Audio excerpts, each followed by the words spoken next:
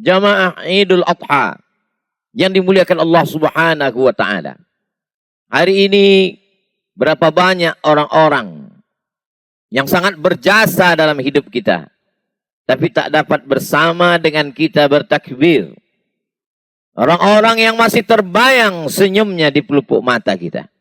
Orang-orang yang tak dapat kita balas budi baiknya. Tapi mereka ada yang lebih sayang daripada kita. Maka mereka mendahului kita.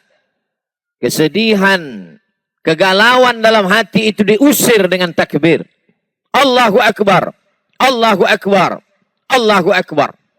Asyaitanu ya'idukumul faqra. Syaitan selalu membisikkan kekurangan dalam hati. Syaitan selalu membisikkan kesedihan. Syaitan selalu membisikkan ketakutan. Halau ketakutan itu dengan takbir. Usir rasa cemas itu dengan takbir. Allahu Akbar. Allahu Akbar. Allahu Akbar. Walillahil hamd. Idul Adha. Disebut dia dengan Aid karena dia adalah hari raya. Disebut dia dengan Aid karena dia yang pernah datang tahun lalu. Dia datang lagi tahun ini. Tapi tak ada jaminan bahwa ia akan datang di tahun yang akan datang. Bahwa dia sudah datang tahun ini, kita sudah melaksanakan salat. Tapi apakah dia akan datang di masa akan datang? Dia mungkin akan datang. Tapi kita belum tentu ada di atas tanah ini. Anggaplah ini khutbah terakhir. Anggaplah ini salat terakhir yang kita dengar. Tapi orang beriman tak pernah sedih. Andai umurnya bertambah. Tambahan amal saleh. Andai umurnya berkurang, maka berhenti daripada perbuatan dosa. Silih berganti Idul Adha sudah kita lewati. Apa yang dapat kita ambil hikmahnya? Banyak sekali. Tapi khutbah tahun 1441, khutbah tahun 2020 ini diringkas dalam 3 pesan dapat diambil dari kehidupan Nabi Ibrahim alaihissalam. Pesan yang pertama, bahwa orang yang dekat dengan Allah, ujian tak pernah terhenti datang. Kenapa Ibrahim yang bergelar Al-Khalil, kekasih Allah? Al-Khalil, orang paling dekat dengan Allah. Al-Khalil, orang yang disayang Allah. Ngapa ujiannya datang silih berganti? Ujian pertama datang dari seorang ayah yang tidak menyembah Allah. Ya abati, wahai ayahku, mengapa kau jadikan berhala sebagai Tuhan? Apa jawab Azar, ayah Ibrahim? La illam tantahi. Kalau kau tidak berhenti menceramahi aku, kalau kau tidak berhenti mendakwahi aku, la arjumannaka. Akan ku lempar kau pakai batu sampai mati. Wahjurni maliya. Tinggalkan aku untuk selamanya. Tak ada ujian yang paling berat selain berhadapan dengan ayah kandung yang musyrik mempersekutukan Allah. Kasarkah Ibrahim? Tidak. Apa jawab Nabi Ibrahim? Sa'astaghfirulaka Rabbi. Aku tetap akan memintakan ampun kepada Allah atas dosa-dosamu, hai ayahku. Innahu kana bihafiyya. Allah itu sayang kepadaku. Allah itu cinta kepadaku. Aku akan memintakan ampunannya untukmu. Ini adalah pelajaran bahwa ujian akan datang silih berganti. Ada sebagian orang yang beranggapan kalau dia sudah taubat, kalau dia sudah hijrah, maka hidupnya akan tenang, senang, kenyang, lenang. Tak lagi ada ujian. Salah. Hijrah bukan berarti tanpa ujian. Hijrah bukan berarti hidup akan senang, tenang, dan kenyang. Hijrah membuat kita lebih kuat kepada Allah.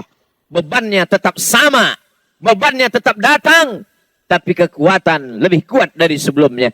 Itulah makna hijrah. Itulah makna taubat.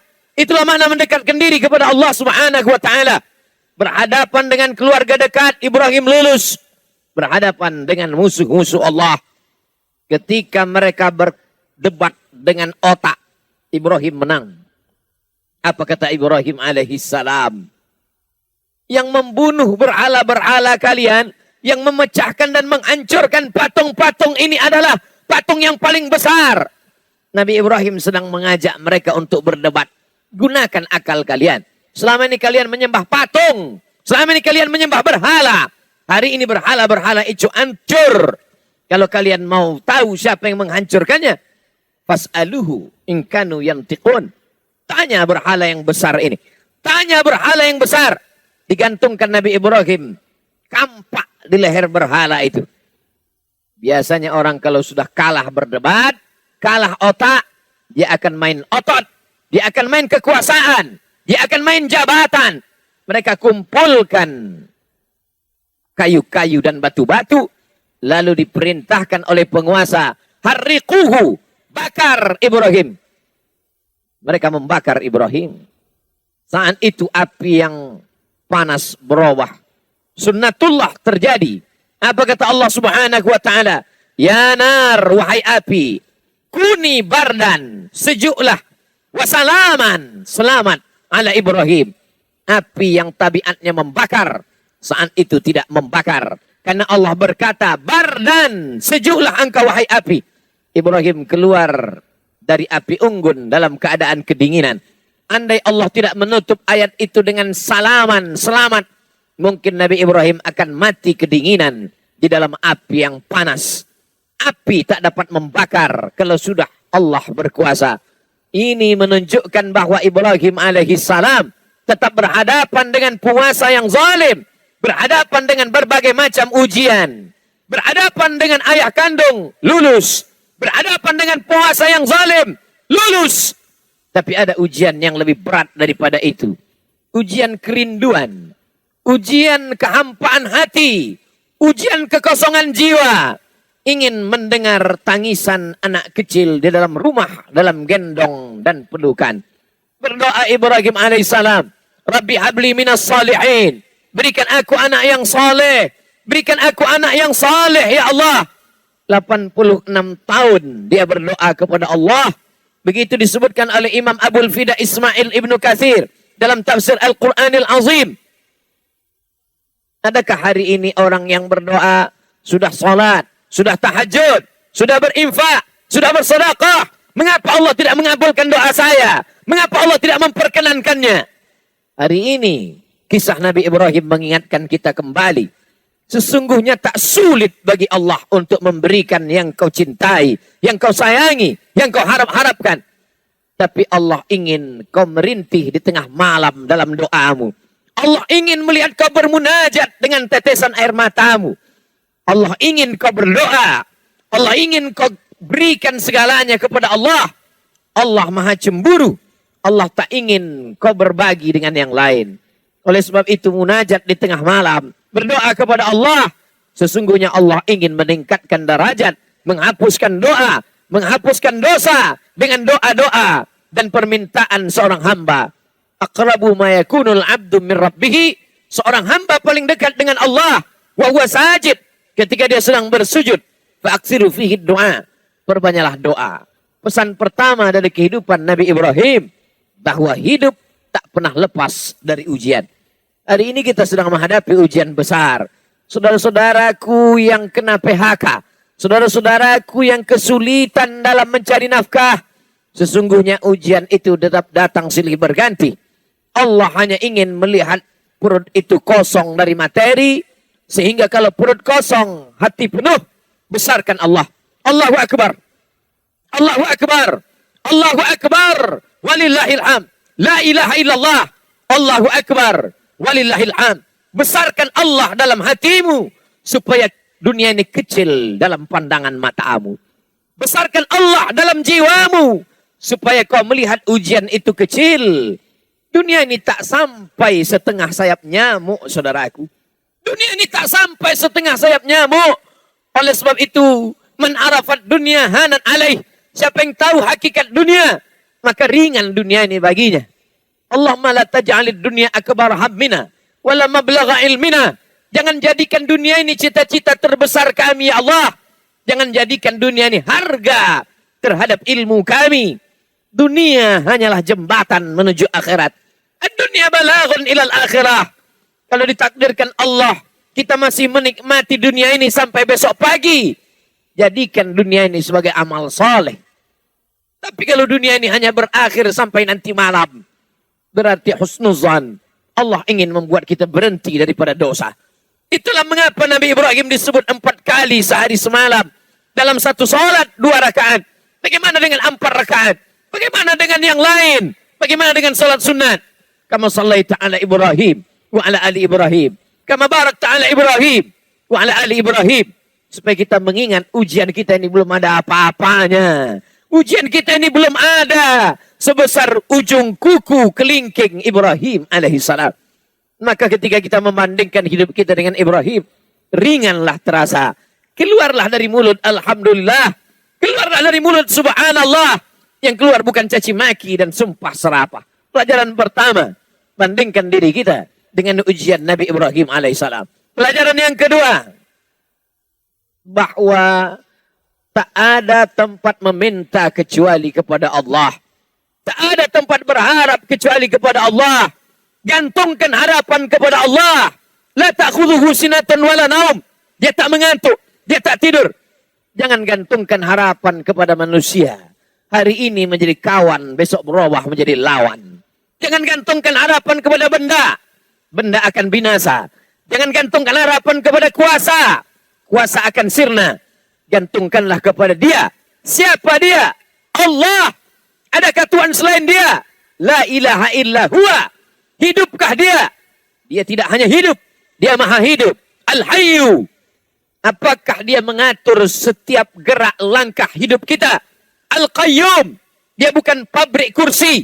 Yang setelah pabrik kursi mencetak.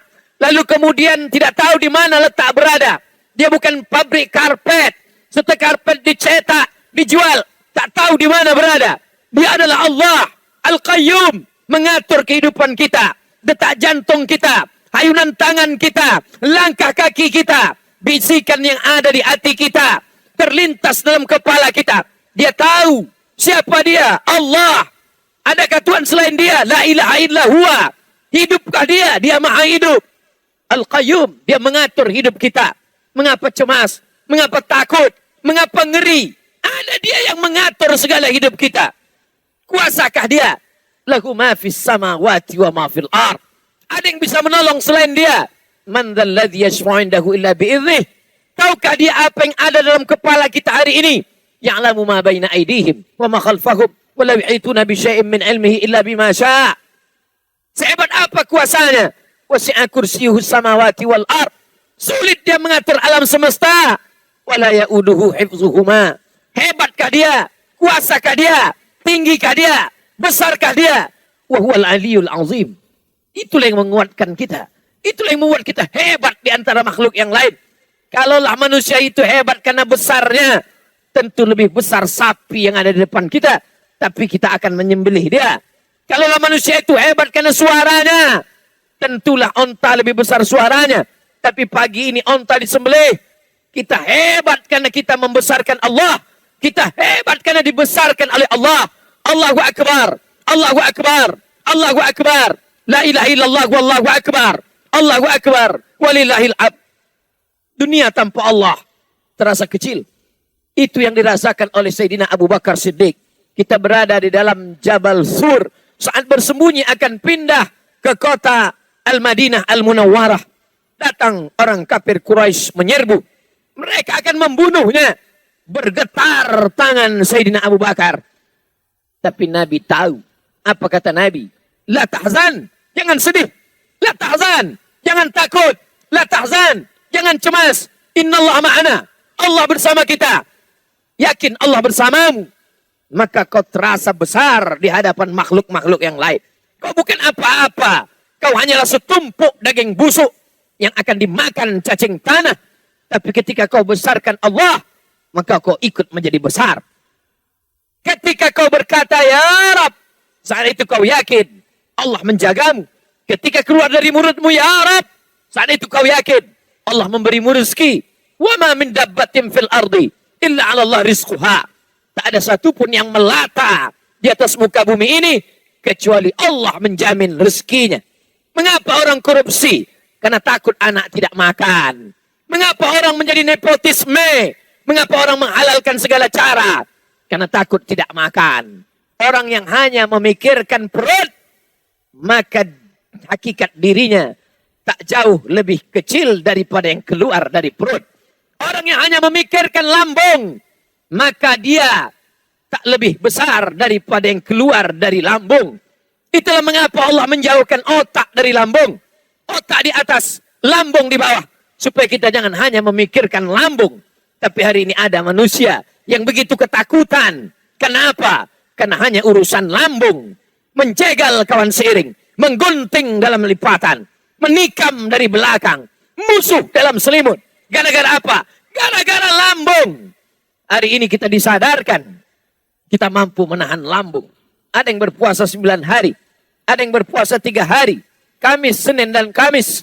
Ada yang berpuasa hanya 1 hari. Tapi kita mendapatkan pahala puasa 10 hari. Mengapa? Karena hari ini kita dari subuh tadi. Sampai nanti.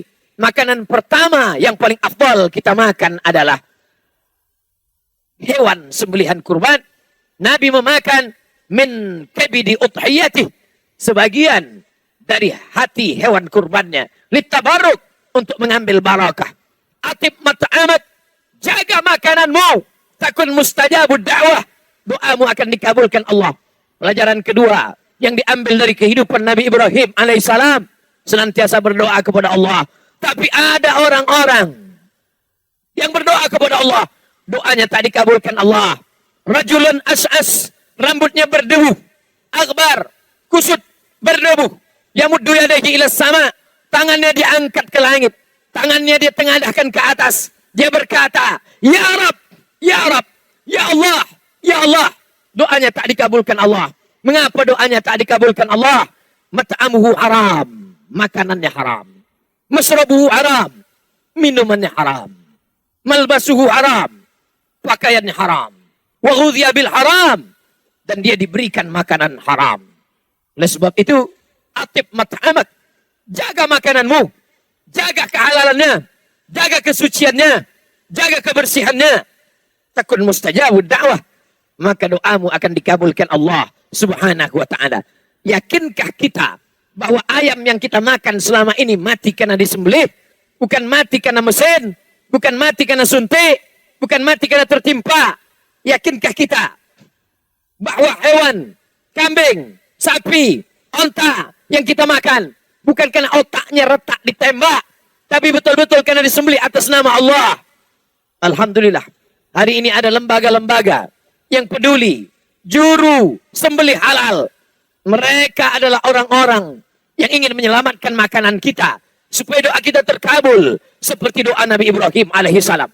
Tapi sungguh pun dia seorang nabi, terkabul doanya. Tapi bukanlah seperti kunyit yang dioleskan kapur sirih. Di saat itu juga tanpa hasilnya. Berapa lama dia berdoa? 86 tahun. Barulah lahir anak Ismail alaihissalam. Setelah itu lahir lagi Ismail.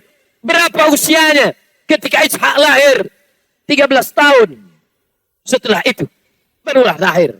Apa maknanya? Kita ingin diberikan Allah pandangan. Supaya pandangan kita lurus. Supaya kita paham. Supaya kita sabar atas segala doa-doa kita. Kalau Nabi Musa alaihissalam 40 tahun baru terkabul doanya.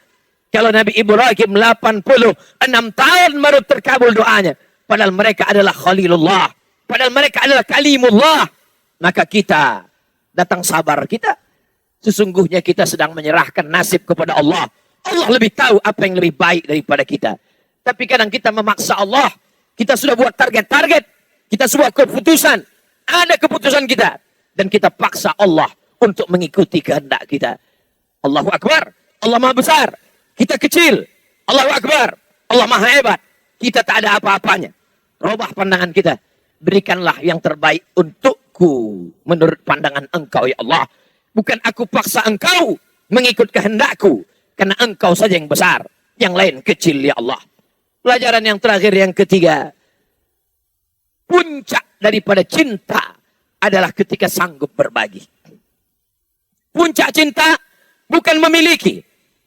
Puncak cinta bukan menguasai. Puncak cinta ketika sanggup berbagi. Itu ditampakkan dalam kehidupan Nabi Ibrahim alaihissalam. Setelah anak itu lahir, itulah puncak cinta. Keinginan untuk memiliki untuk selamanya. Tapi Allah berkata lain. Ya bunayya, wahai anakku. Inni ara fil manam. Kulihat dalam mimpiku. Anni azbahuka. aku sembelih lehermu. Fanzur madza tara. Apa pendapatmu, hai anakku? Dan ternyata anak pun sama berfikirnya.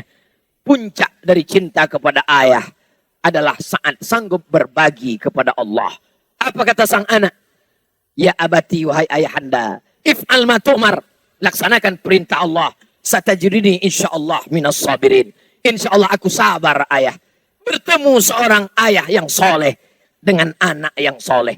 Jangan pernah bermimpi mendapatkan anak yang soleh kalau tidak dari ayah yang soleh. Soleh dalam berfikir, soleh dalam beramal, soleh dalam mencari nafkah. Hari ini godaan anak-anak kita luar biasa.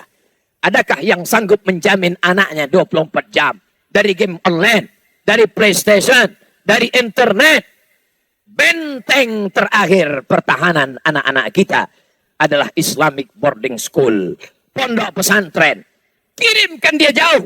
Sebagaimana Ibrahim alaihissalam mengirimkan Ismail alaihissalam. Di mana dikirimkannya? Askantu min dzurriyyati. Kutinggalkan anakku fi wadin ghairi dzi zar'in, di sebuah lembah sunyi, sepi, tak ada tanaman.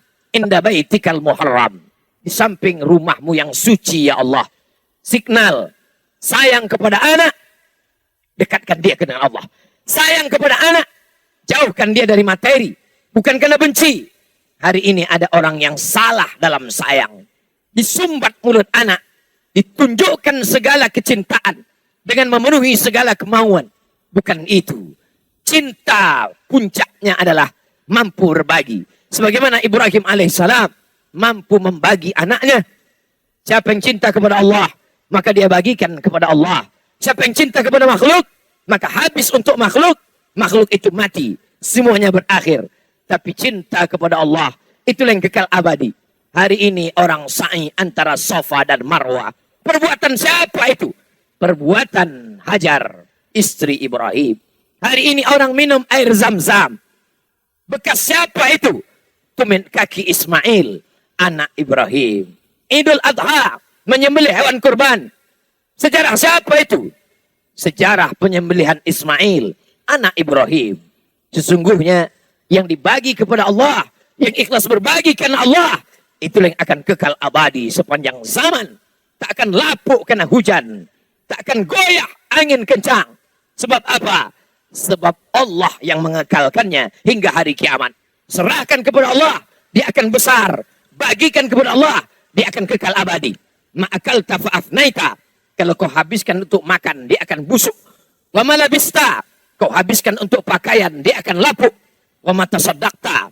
Yang kau sedekahkan untuk Allah, itulah yang akan kekal abadi. In tansurullah. Kalau kau tolong agama Allah, yang surkum. Yang kau cari selama ini. Pergi pagi pulang petang. Habis waktu. Tinggal sholat.